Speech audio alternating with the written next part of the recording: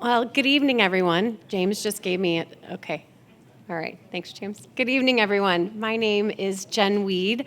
I am the president of the Alumni Association, proud president of the Alumni Association, class of 1995. I currently live in Chicago, Illinois, where I work for CCIM Institute. We are an affiliate of the National Association of Realtors, and I am responsible for the education of the global commercial real estate industry. And as much as I love my job and I'm passionate about it, this is what I'm really passionate about, is being part of the University of Dayton alumni community, and I'm so thrilled to be here with all of you tonight. Before we get started, I invite all of you to pause for a moment of silence to call to mind the victims, the families, and survivors dealing with loss and recognizing the lasting impact of 9/11 on individual lives.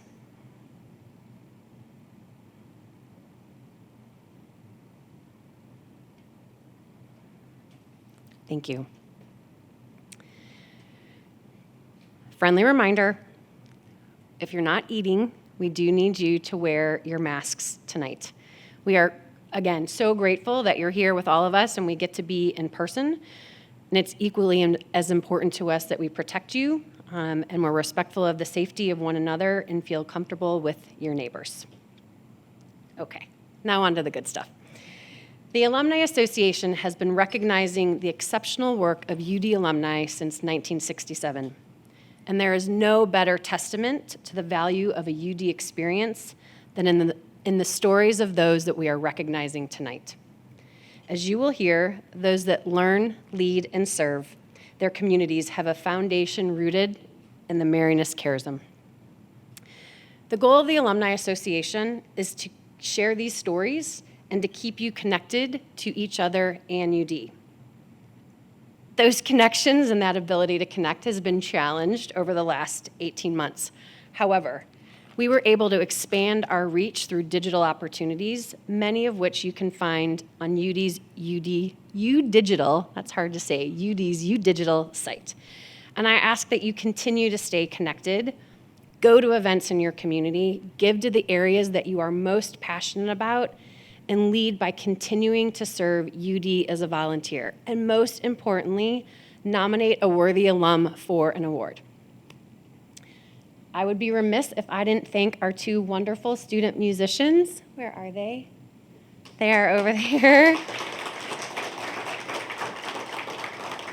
We have Valeria Alvarado Barrios, a junior music therapy major from Las Piedras, Puerto Rico, and Molly Oberfell, a sophomore music therapy major from Mentor, Ohio. Thank you for gracing us with your talent. Following dinner, we are going to have a virtual audience join us for a panel discussion with our award recipients. So we are going to start the second half of this program promptly at 7:50. We appreciate your patience as we navigate this hybrid event. This is a first for the UD community, so we're going to cross our fingers and it's going to go perfectly. Right? Perfectly, yes. Now I have the distinct pleasure of introducing the president of the University of Dayton. He's been here.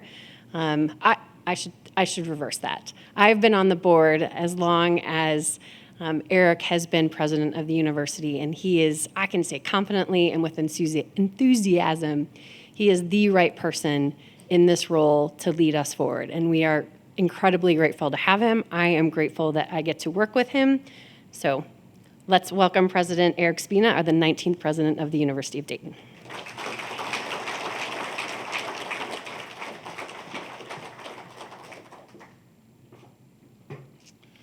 Thank you, Jen. It's my pleasure to work with you and with really the whole alumni board. We had a great afternoon yesterday, some great discussions, and to have an alumni on board that's really in touch with the university and its direction and supportive is a real blessing.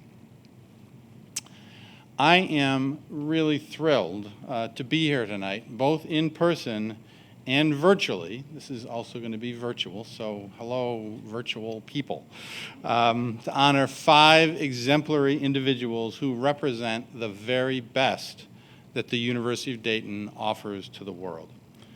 It's been too long since we've been able to gather in person. This event last year was virtual, and 2 years ago it was many, many more people than this. But we have the right people here. We have the right people in digital presence tonight as well. But being together in person certainly does make tonight very joyous. In addition to tonight's recipients, I want to recognize Clementine Bihaga, who received the Joe Bell Memorial Young Alumni Award last year. Clementine, I know you are over here. Could you please stand up?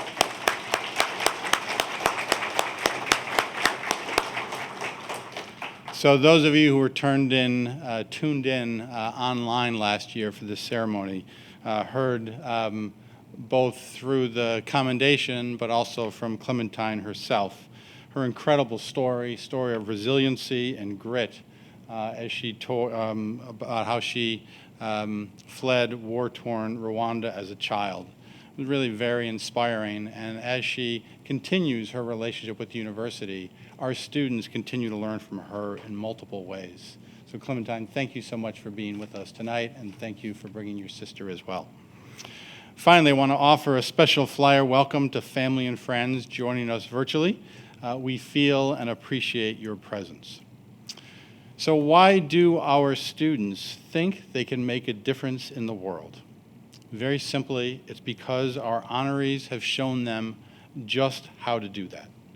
Your lives of leadership and service started as students on this campus, and you've continued as alumni to live out the mission of the University of Dayton.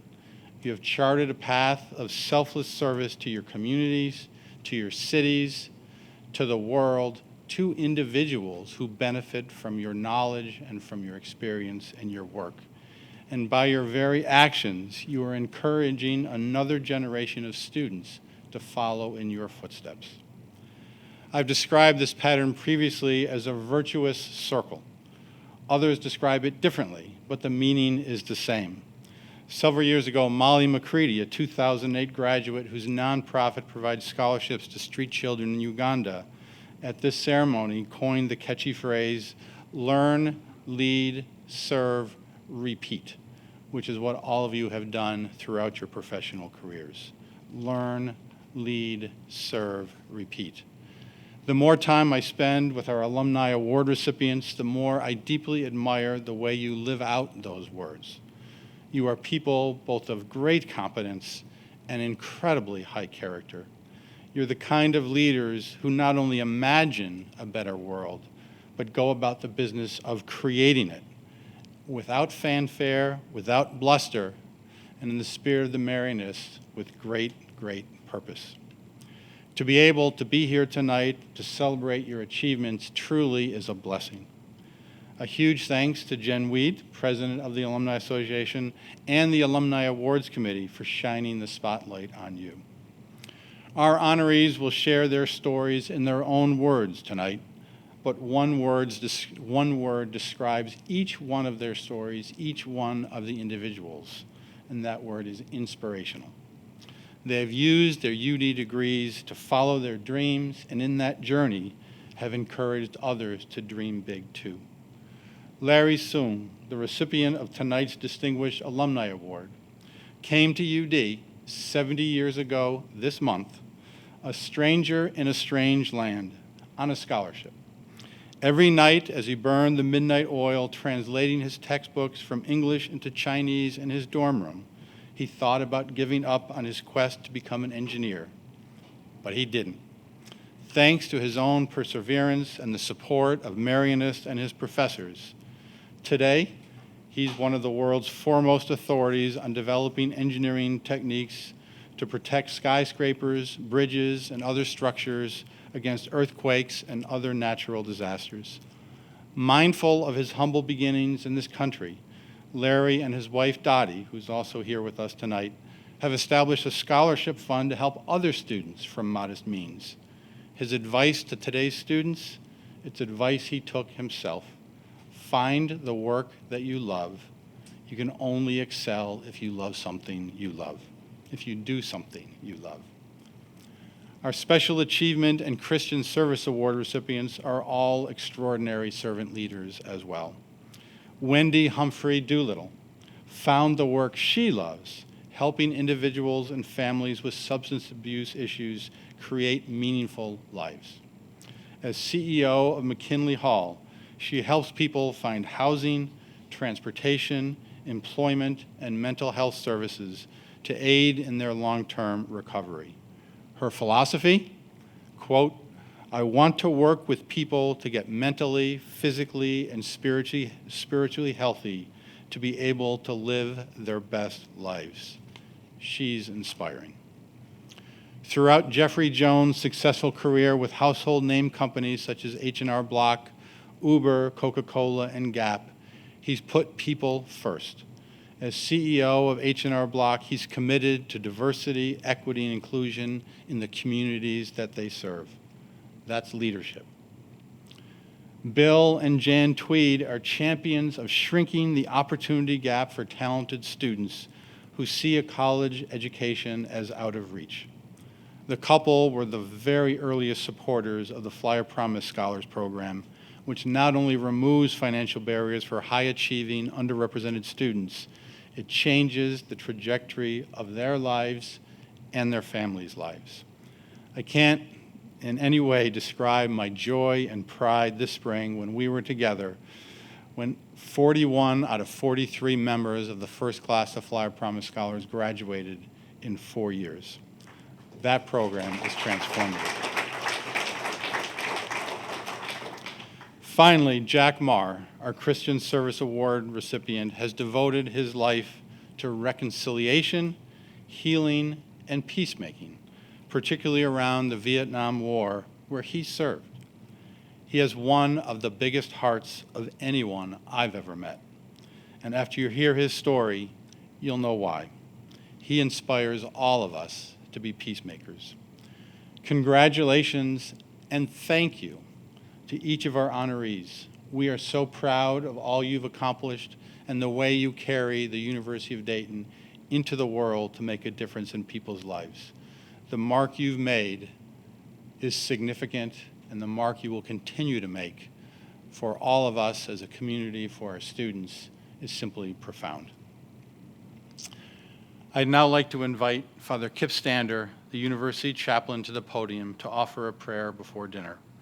After dinner, we'll present the awards, then Jen will moderate a panel discussion with our honorees, which will be live streamed for a virtual audience. Thank you very much, everyone, for being here.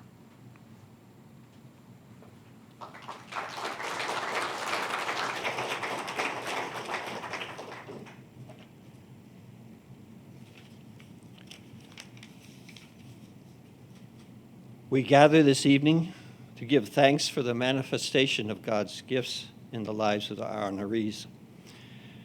In Christian scripture, the Apostle Paul writes to the community at Philippi. He says, "I give thanks to my God every time I remember you, praying always with joy in my every prayer for all of you. I am confident of this, that the one who began a good work in you will continue to complete it until the day of Jesus Christ." Let us pray. God of all times and all places, despite our experience of challenges and tragedies, of which we are especially aware of the 20th anniversary of the attacks in 9/11/2001, this evening we cherish and we rejoice in each of the Alumni Award recipients. God, you have certainly brought to completion good work in their lives, and we know that there is more to come. We ask that you nourish us in heart, body, and spirit through the examples of our awardees and our sharing this evening. May God bring to completion in us individually and as community all the good we are still called to do. Bless us, bless our food, and bless our sharing, gracious God, now and forever. Amen. Before we get further into our remarks, I do want to thank the wonderful University of Dayton staff that prepared this meal and has been taking care of us for this evening. They deserve a big round of applause.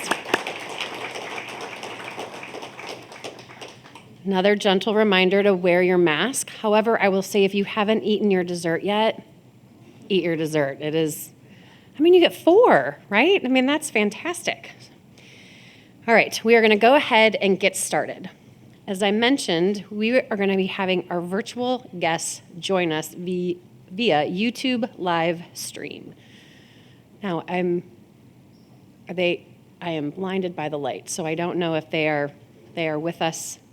They're not with us yet. Anita is shaking her head, so I'm just going to keep talking. Okay, great, excellent, perfect. So, I do, yes. They're not joining us till after the ceremony. Great. So I'm just going to keep, okay, all right, good. I hope you enjoyed your meals tonight and have had great conversations at your table. I will talk to Art about our table. We covered the gamut of conversations from the east side of Cleveland being the best part of Cleveland to, I heard you're from the east side of Cleveland, South Euclid. That's where I'm from too. To why we say yes when UD asks us to do things, to our career paths and everything in between. So I hope you all had equally as exciting conversations. But now the reason we are all here tonight, the presentation of these awards. Now I need our recipients to join me up here on stage, please. And President Spina is gonna have to come on up too. I do need you to stop eating, that's true.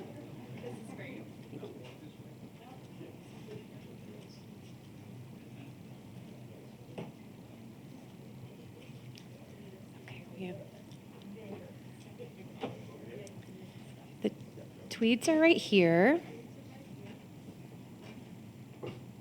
Jack is right here. And then Larry, you are on the end. Thank you. We are going to introduce, Larry, that is you, each of our recipients with a short video. And then they are each going to take a picture with President Spina and me. And then following this portion, we'll get to the fun part, and we're going to do a panel discussion and really get to know our award recipients. But so for now, we're going to take it away. And I think Wendy's first, yeah?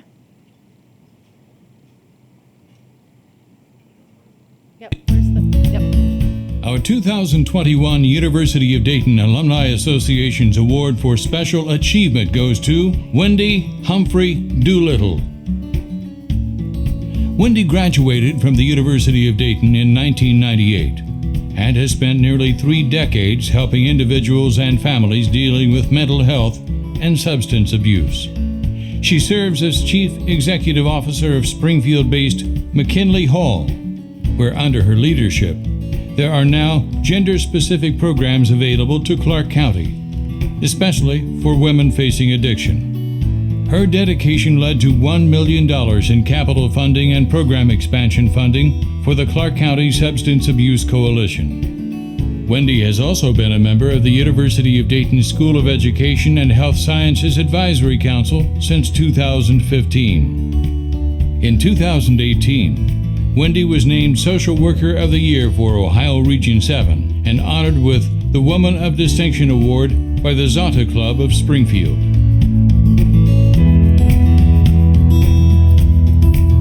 For her impact on many in Ohio and her continual pursuit to learn, lead, and serve, the UD Alumni Association is proud to present the 2021 Special Achievement Award to Wendy Humphrey Doolittle.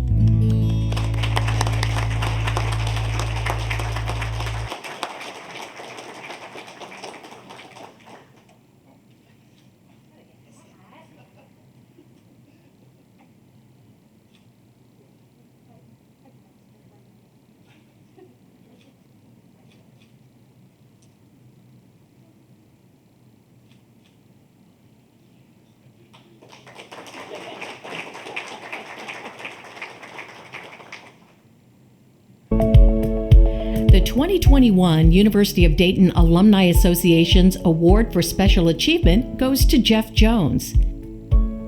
Since graduating from UD in 1990, Jeff has credited his success to putting people first.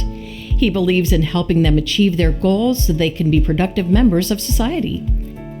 He is currently Chief Executive Officer of H&R Block, a position he took over in 2017.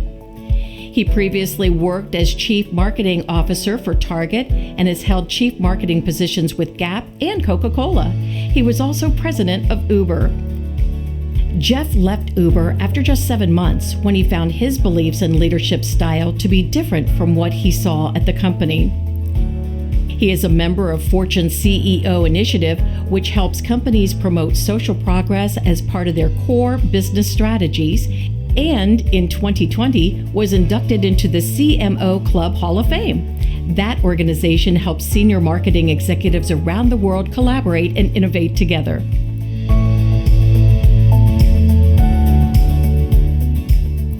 For his business ethics and integrity, and always putting people first, the UD Alumni Association is proud to present the 2021 Special Achievement Award to Jeff Jones. Although Jeff was unable to be here this evening in person, he will be joining us via Zoom for the panel discussion.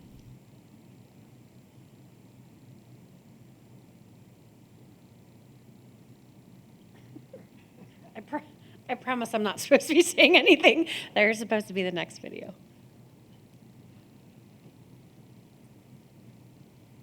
The 2021 University of Dayton Alumni Association's Award for Special Service goes to Bill and Jan Tweed.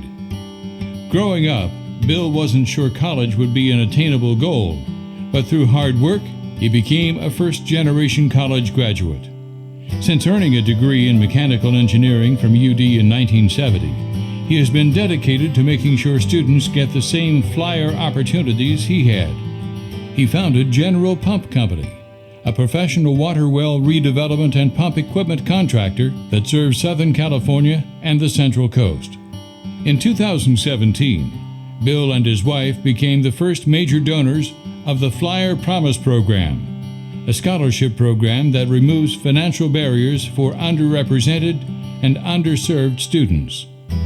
The Tweeds continue to host students visiting California and mentor many current students and alumni.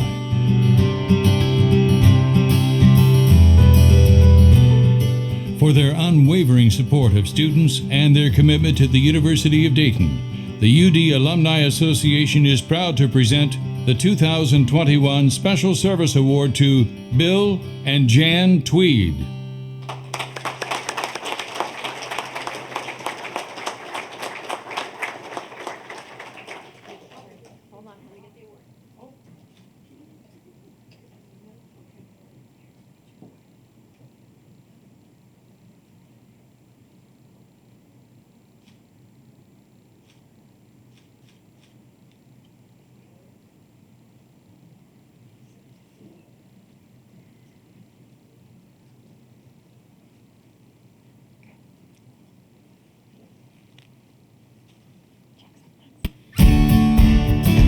The 2021 University of Dayton Alumni Association's Christian Service Award goes to the Honorable John Maher.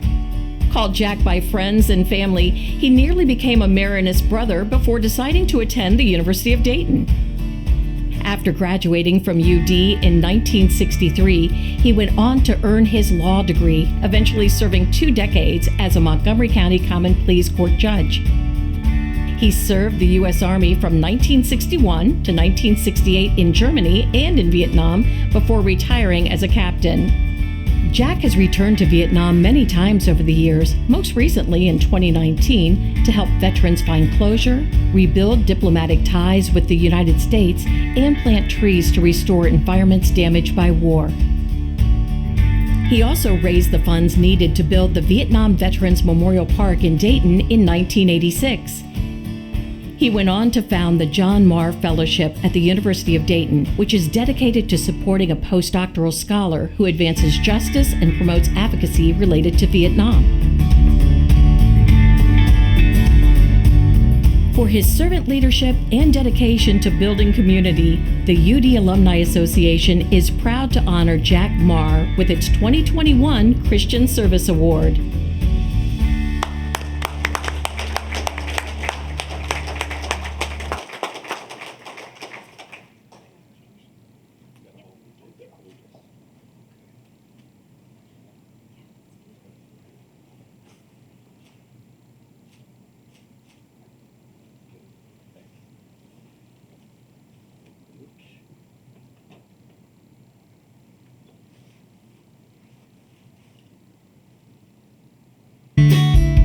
Tonight, we honor Sue Sung with the University of Dayton Alumni Association's Distinguished Alumni Award. Sue came to the University of Dayton from Taiwan, where his family had resettled after mainland China fell to communist rule. His education was made possible by a scholarship, but the transition to the United States was challenging. Well, it was very difficult. I hardly spoke English. I went to classes and I could not understand what the professors were saying. I would go back to my dorm and translate all the English lectures into Chinese and study that well into the early morning and do the whole thing again the next day. But Sue believed in himself. With hard work, he began to adapt and succeed. He worked in the dining hall, where he was given the nickname Larry by a Marianist brother.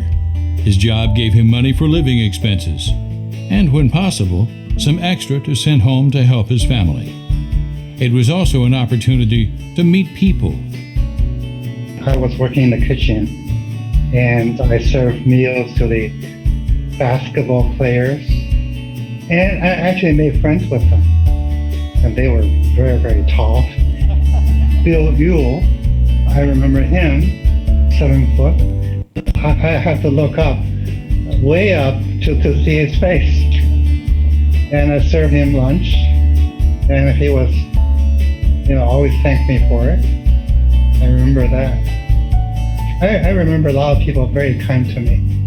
He stepped outside of his comfort zone and took a chance to pursue his dreams. He benefited from a scholarship, came to the University of Dayton. He worked very, very hard, and then he excelled, right? And he took that and just did amazing things. After graduating from UD in 1955, Sue went to graduate school, earned his doctorate from Purdue, and began working at the Jet Propulsion Laboratory in Pasadena, California. Soon after, he was recruited to join the School of Engineering at SUNY Buffalo.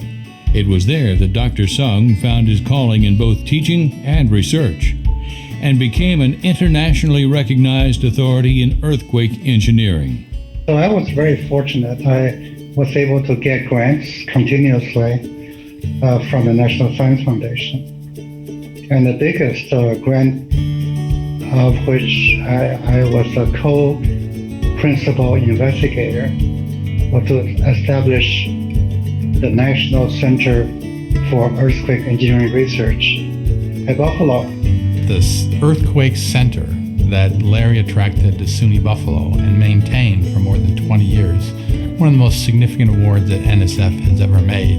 And the fact that it's in Buffalo, where there are no earthquakes, really speaks to who he is and the quality of the work that he did. This is one of the giants in our earthquake engineering field who has dedicated more than half a century to advance our practice, our knowledge base in earthquake engineering. Dr. Sung has received global recognition for his work, including the Humboldt Research Award in both 1988 and 1992. He is the recipient of the American Society of Civil Engineers Newmark Medal in 2002 and the Norman Medal in 2009. He is a very, very distinguished engineer who has made an impact with his work. Buildings are built differently around the world because of what Larry has invented, what Larry has taught, what Larry has created. When asked what he is most proud of, Dr. Sung points to his students. There's nothing more important to me than seeing your students succeed. And that was my joy, really, to work with my students. As he thinks about his legacy, he goes immediately to his students, despite all the books, despite all the awards, despite very significant creation and innovation. He thinks about the students, and you think about those students who are now professors and teachers and mentors and the impact they're having. One of the reasons that we do research, in addition to trying to make a difference in the world, is also to inspire the next generation of engineers and scientists. That's basically what he has done. He's taken his impact that he's had through his own research and has expanded that significantly through his students. Now a distinguished professor emeritus, Dr. Sung and his wife Dottie have made a $1 million gift to support scholarships at the University of Dayton. Well, it's wonderful that Larry, who was here at the University of Dayton because of a scholarship, remembered that all these years, and he's turned around and he is making it possible for students to come to UD who, just like him, would not be able to be here without the generosity of people who they don't know. For his worldwide impact on structures and students and lifelong example of learn, lead, and serve, the University of Dayton Alumni Association is proud to honor Sue Sung with the 2021 Distinguished Alumni Award.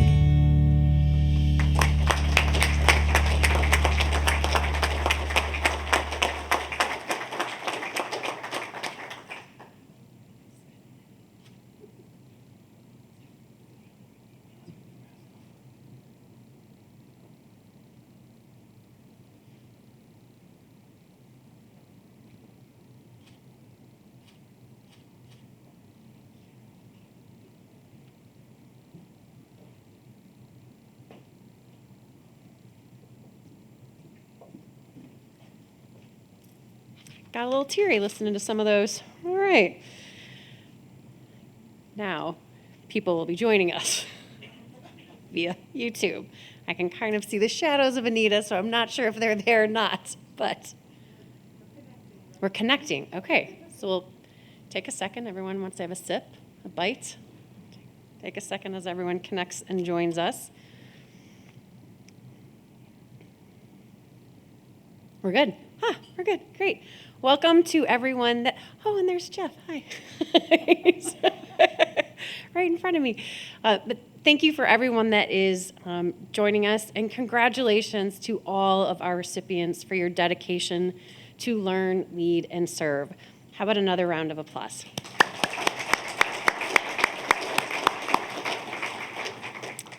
Again, to our virtual audience, thank you so much for joining our live event currently taking place here on campus.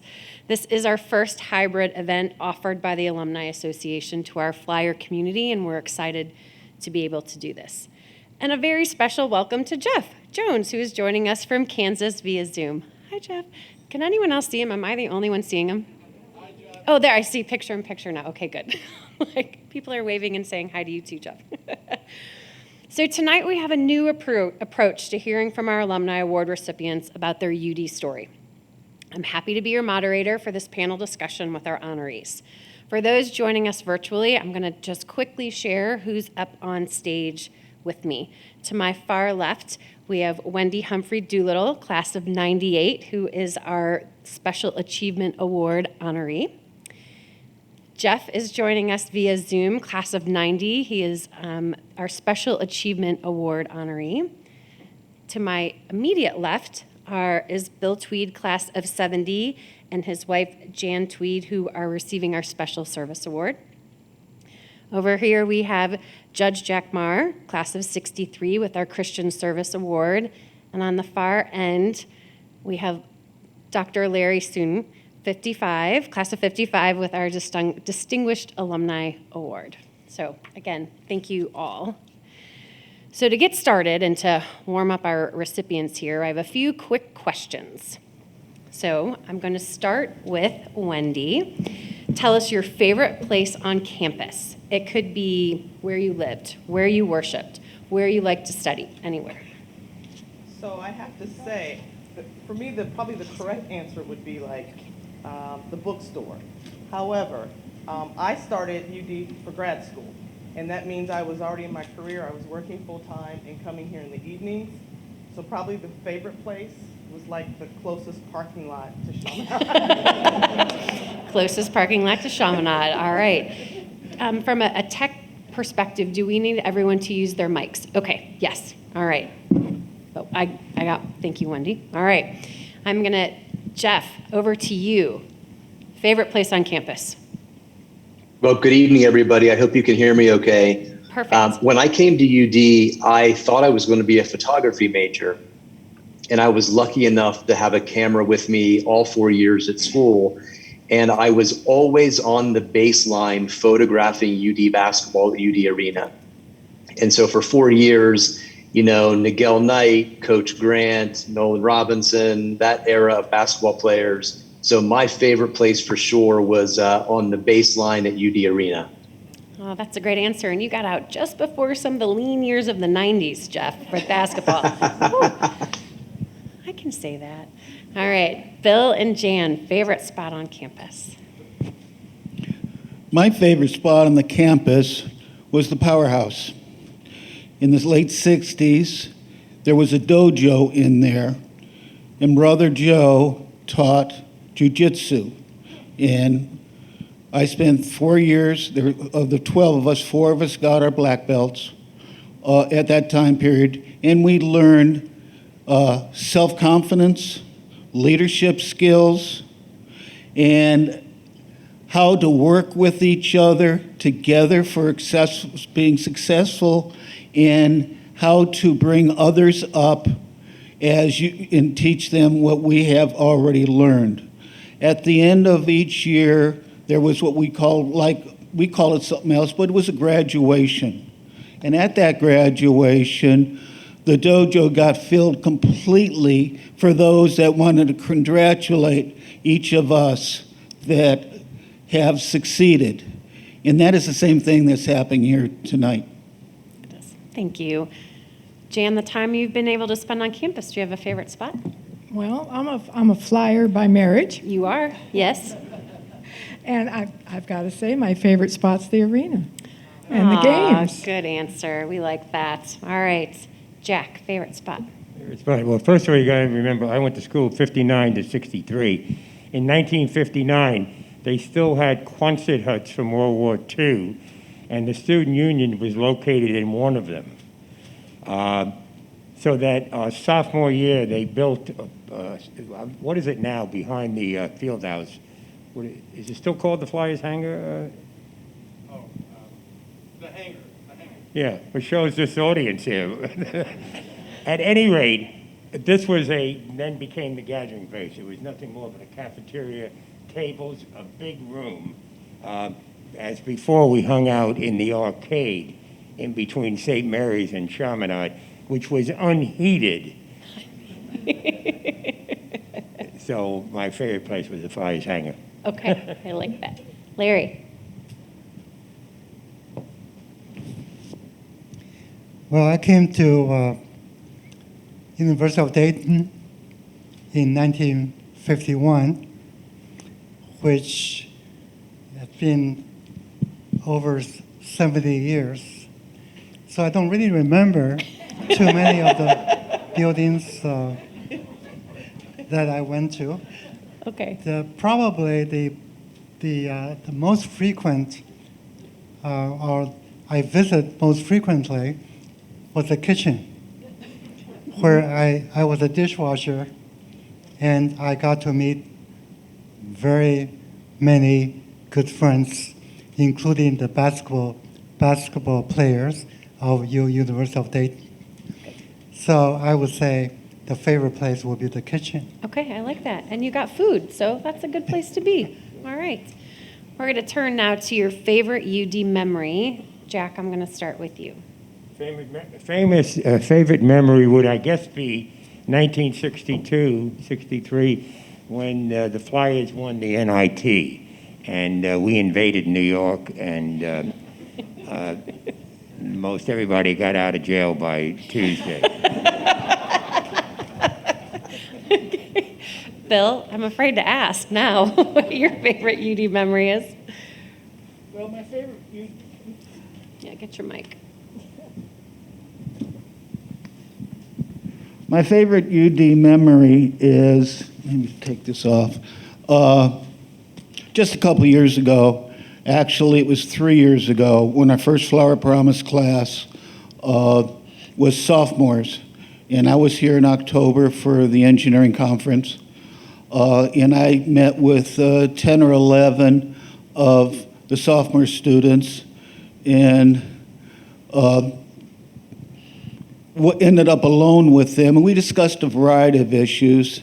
I love Myers-Briggs, and I brought that up to them, and about 8 of them said they're totally aware of taking Myers-Briggs.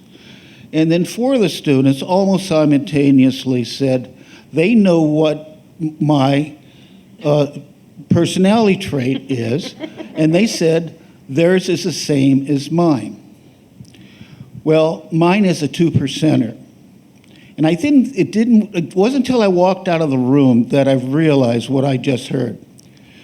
A 2% of the population personality trait, and 50% was in the Flower Promise room. These are the kids that Donnell, Eric, and the full team are bringing in to this university.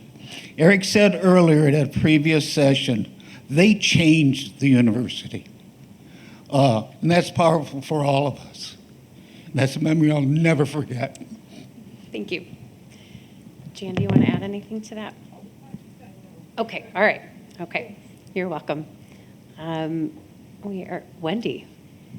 I think for me, in grad school, Mr. Webb, I took a course with him once, and he was just so inspiring. Hearing his stories and where he'd gone all over the world. He was even a former Harlem Globetrotter. So this guy was just so unique and interesting, and really continued to inspire my dream of wanting to help people and be involved with, folks in their personal growth. So it would be class with Mr. Webb. I like that. All right. Larry, it cannot be cooking in the kitchen. So what's your favorite memory? I'm sorry to say that I don't remember many of the professors and many of my fellow students. I do remember the basketball players. At that time, UD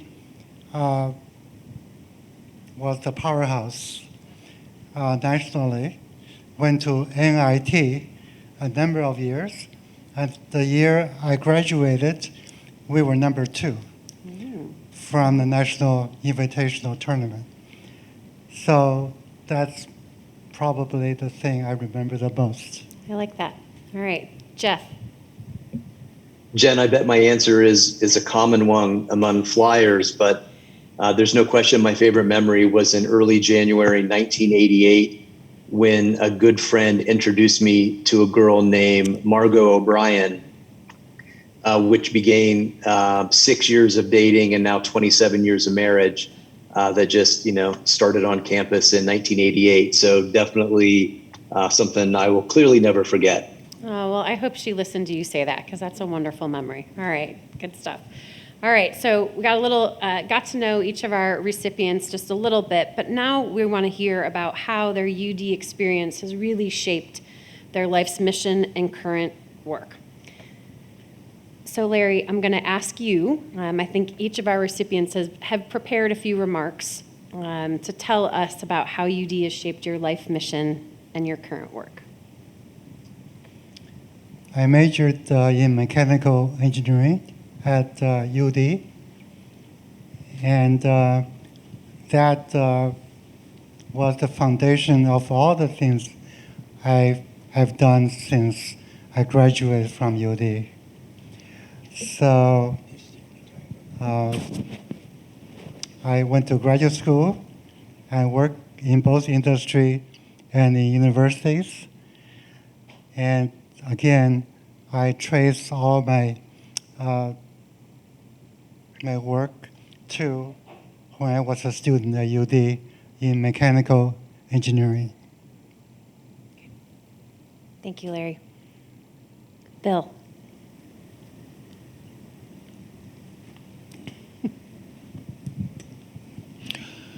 Well, first I would like to interject the fact that we had a tour campus, and at the now coffee house and bakery, which used to be in our early time periods the registration building, there are pictures of all of us on their walls on the outside.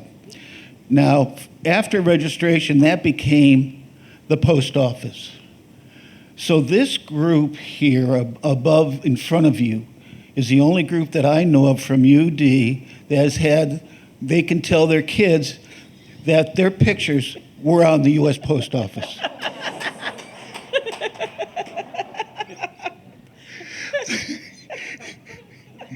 Jan, I warned you. He did. He did. Through everything at this university, the subject has always been about leadership. And when I got a chance to run my company, I taught everyone to lead. My job became to support and to get out of their way, and encourage. And when you do that to help people that way, you eliminate managers at all levels. They were authorized and empowered to make their own decisions, right or wrong. And if there was a wrong decision, the only thing they had to come up with is, what did I learn from it, and what can I teach others? And in engineering, if you remember, Larry, that, and I assume that in your time period too, that in engineering, you never got tested in what you learned in class.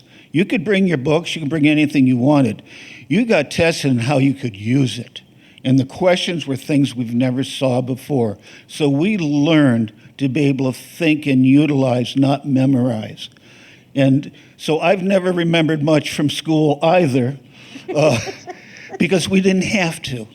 But I do know how to fix and solve problems, whether it's people, students, alumni, whatever. And that's what I really enjoy in giving back. My term is just trying to catch up with all those people over the years that have assisted in helping me, including all of my employees and all the kids in Flower Promise and everything else, and all you that I've met over the last years. It's been powerful for me, and I hope I can catch up.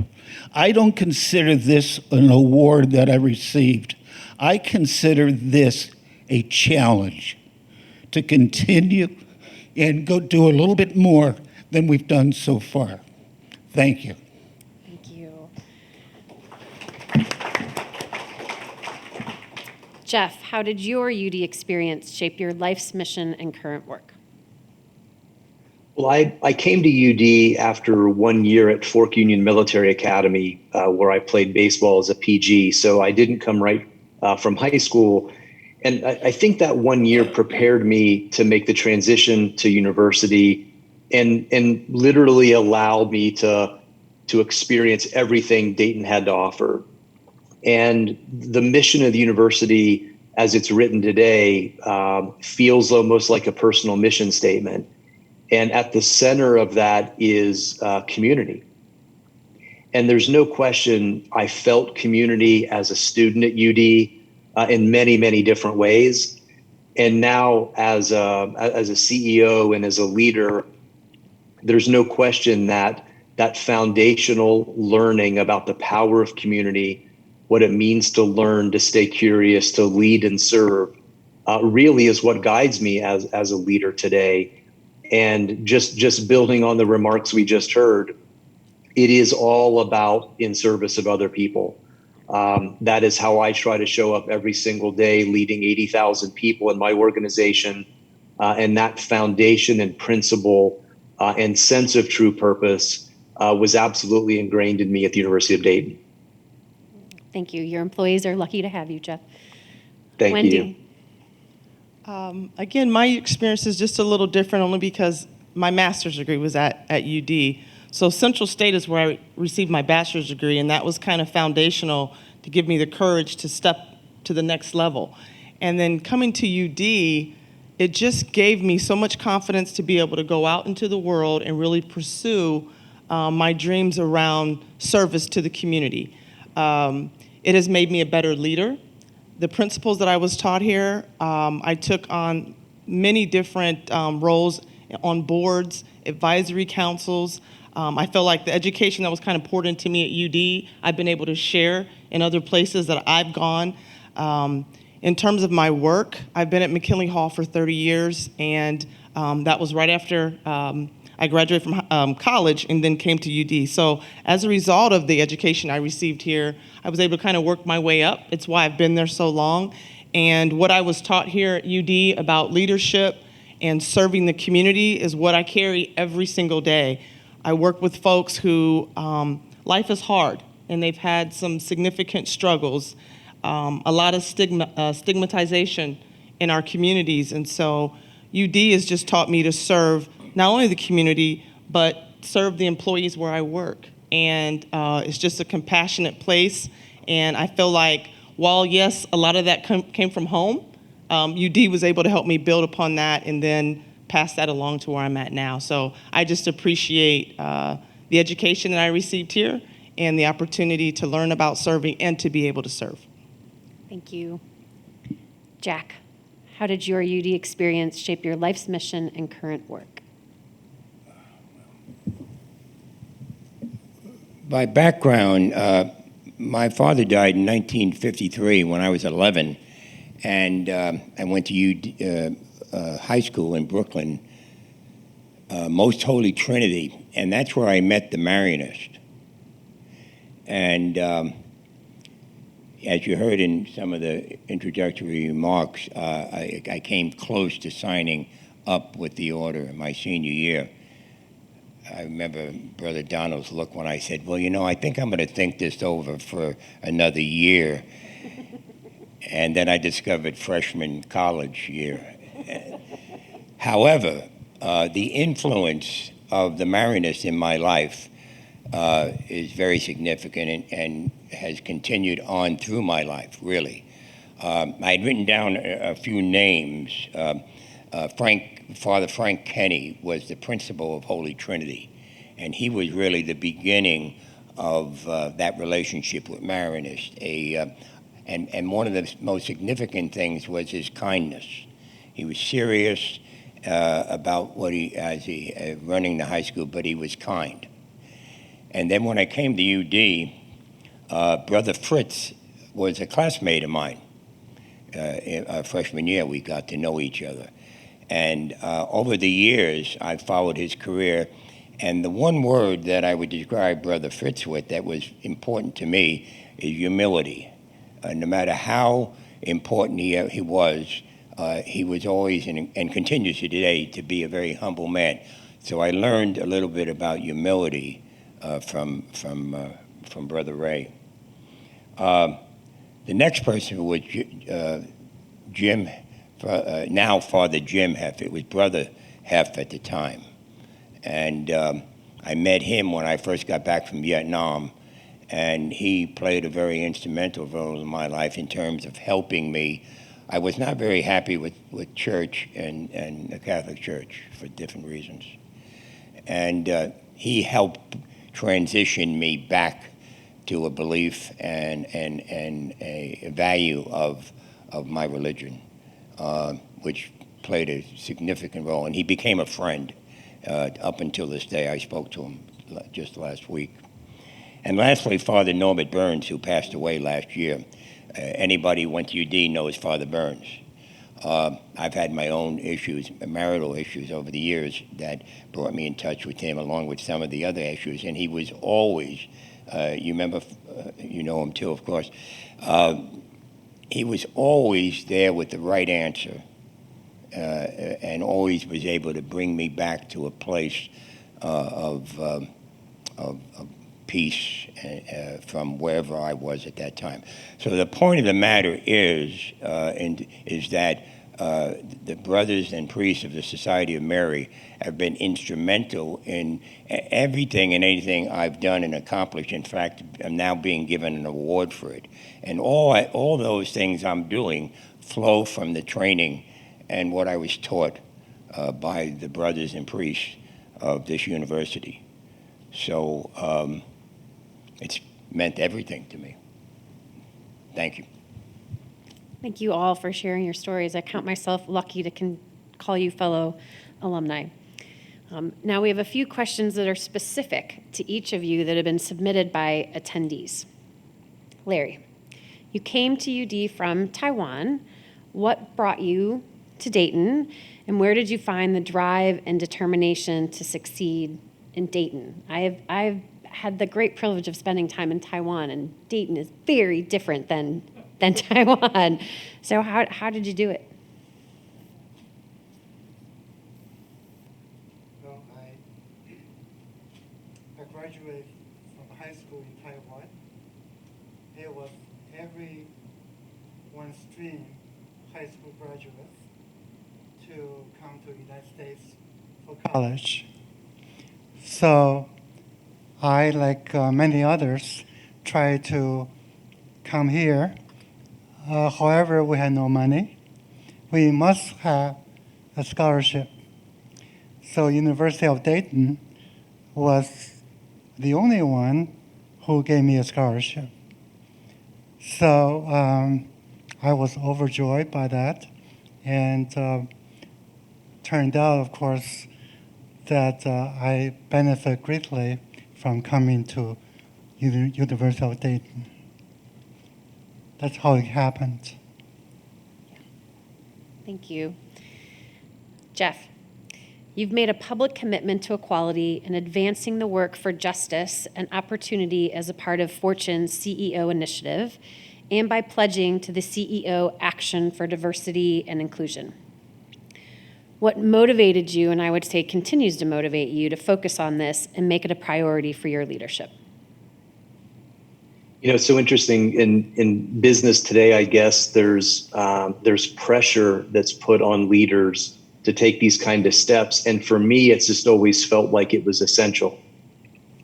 When we think about the role that the platform we have as leaders, the platforms we have as businesses, the impact that we can have on so many people, and for our company in particular, at H&R Block, we're literally in the business of helping other people do something that's the most important financial transaction they have all year long.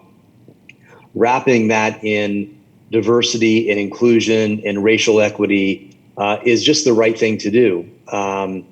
It represents our associates, it represents our consumers, and to be really honest, it represents the original core founding belief of Henry Block in 1955. You know, that's something that still guides me today as the CEO of a public company, but one in which Henry's legacy still lives on and guides me. And so that's why it's important, and that's why I try to do what I do. Great. Thank you. Jack, through your support, the Human Rights Center was able to create the Vietnam Legacies Project.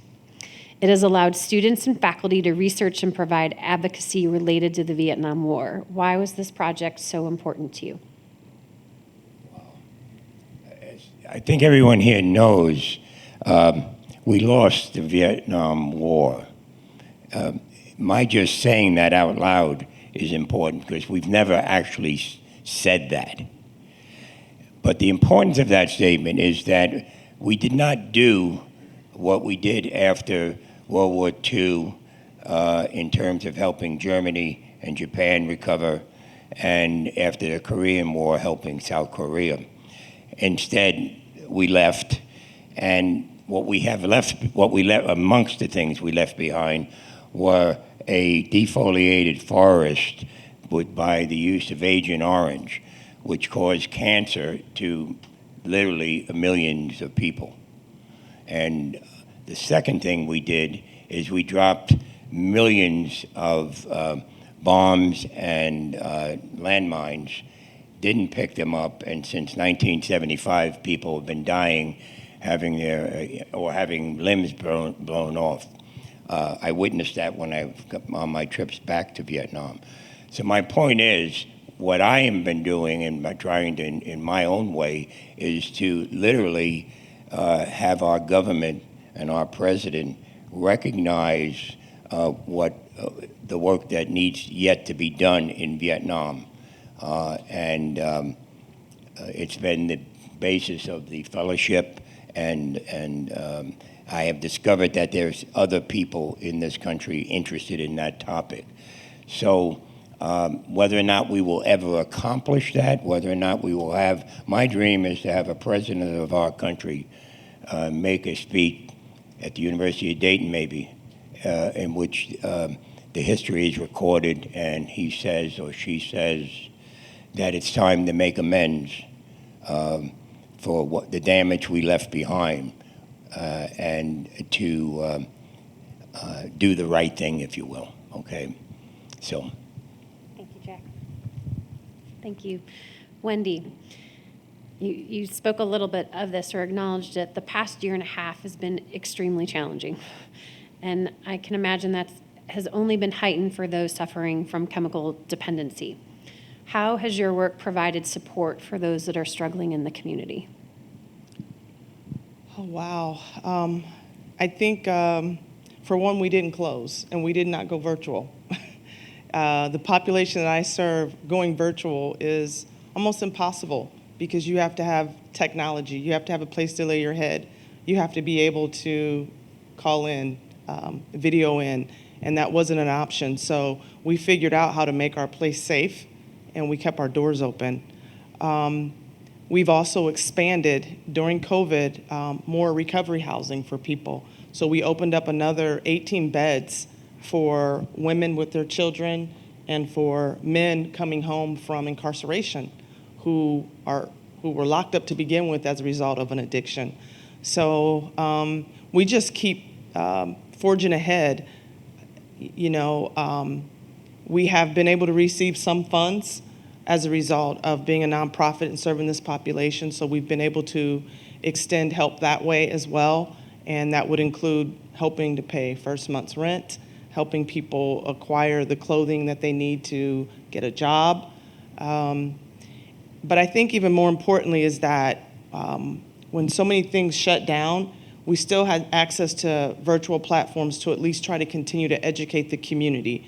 Because I see, you know, more than it being a problem for people that are suffering from the disease of addiction, which often comes from trauma, and people don't realize that, is we've had an opportunity to continue to try to educate the public about that and to understand what does it mean to have this brain disease. Thank you. And a testament to your leadership. Bill and Jan, you have both generously supported many initiatives across campus, but it is very clear, I think, that your favorite would be the Flyer Promise program. What drew you to this program?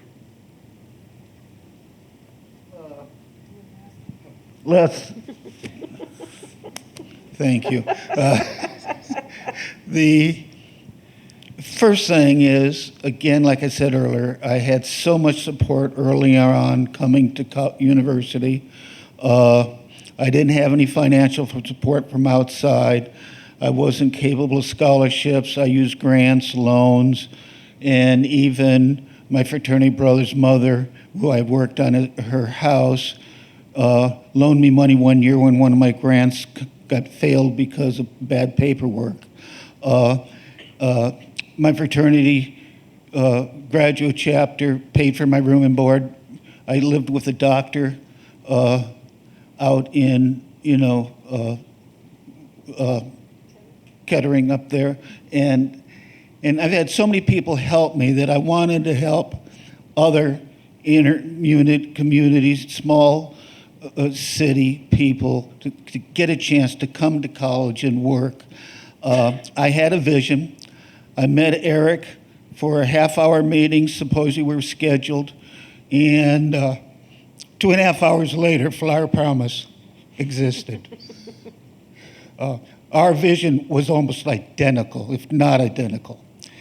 The important thing that I said at the time to Eric is, our kids don't need just the money. They need to know there's people behind it.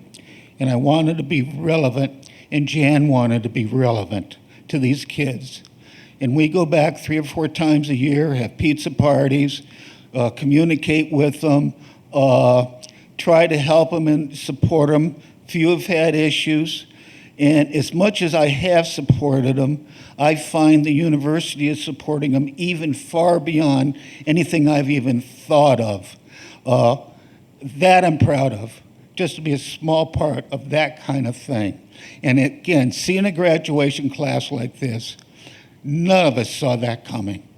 I had told Eric they will be extremely successful, because there's nothing at this university or in their life with peer pressure and what have you that is any worse than they've seen and are coming away from at home. And we were right. They changed this university. They changed all of us. That's what I'm really proud of. Jan, do you want to add anything to that? Well, I think Bill really said it, but these kids have just excelled and done so much more, but it's the support team. It's Eric providing Donnell and all of Donnell's team that have really enabled these kids to be successful, and the support they have is so well-rounded. It's not just education. They're teaching them life skills, and it's the life skills that will make them successful along with the education. And that's just the program. It's just it's a great program, and they've done a great job. Well, thank you for your support of that. You can see how passionate you are about it. I feel like I've made you cry 3 times tonight, Bill. Wasn't my intention. Now, we have a few more questions, and these will be a little bit more rapid and a little bit more lighthearted. So, as you visit campus or have come back to visit campus, Jeff, you're going to have to put your thinking cap on here, and interact with students, what is something that you have noticed or learned from them? And Jeff, I'm going to start with you. Well, I've been lucky to come back to campus a number of times recently and spend time with students, lecturing to them and speaking with them. And the quality of the students, the way they approach learning, the questions that I get asked. I mean, I say this all the time when, you go off and you do things and you gain one kind of experience, you're coming back supposedly to share that with the students. But every single time I interact with students, I walk away having learned something or had a thought I had previously had be challenged. And I think that environment is so refreshing, and I just love being able to come back and do that. We had a similar conversation earlier with the alumni board that we really are an ecosystem learning from one another. It's not only our faculty teaching our students have so much to teach us as well. So absolutely. Yep. Thank you. Wendy, same question. As you visited campus or interacted with students, what is something you have noticed or learned from them? I think sitting on the advisory council, we get to often have students come in and speak, and I just think it's their probably resilience, resilience that I see our students that they have today is pretty amazing to me, because there are so many barriers, and yet they seem to remain motivated and push through. So I would say their resilience. Yeah. Admirable. Yeah. Larry, what have you noticed about campus or learned from our students? Well, my wife and I came about 3 years ago after many years of absence from here. So everything to me was new. Everything that we saw and everyone we met, completely new to us.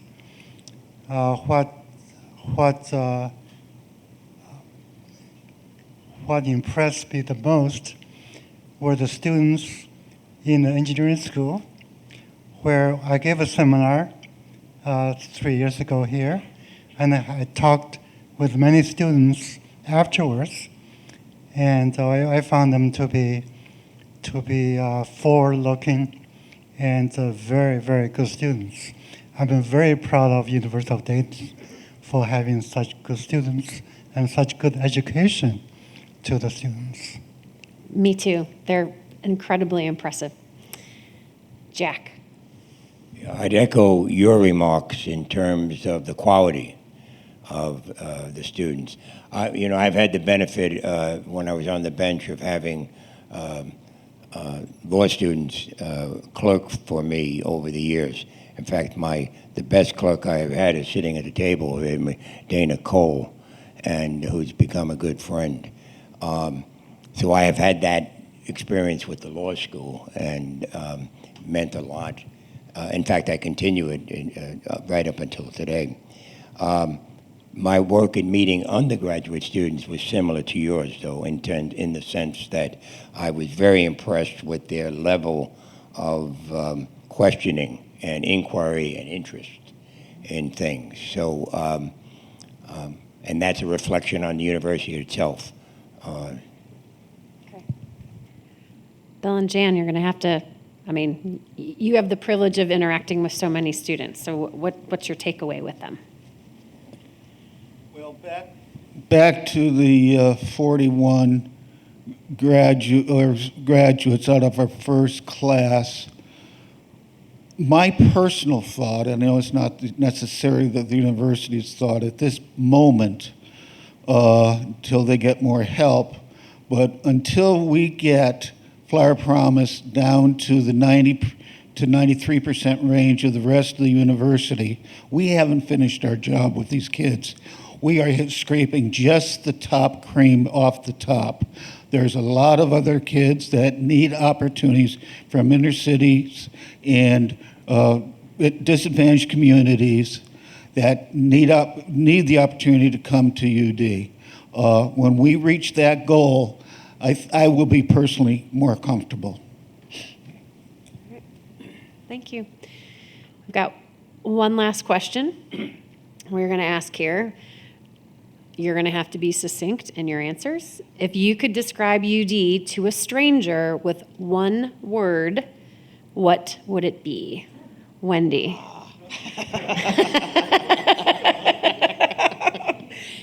If someone would like to go first, because Wendy appears to need a moment. Opportunity. Opportunity. All right. Jeff. First thing that came to mind was lifelong. All right. Lifelong. Larry. One word to describe the UD. What would it be?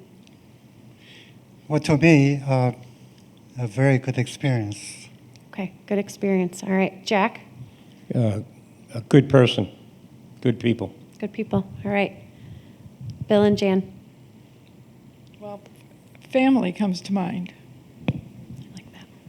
Well, since I was going to say family, I got to come with another one. Values.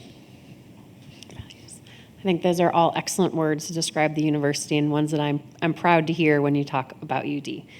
How about another round of applause for our award recipients?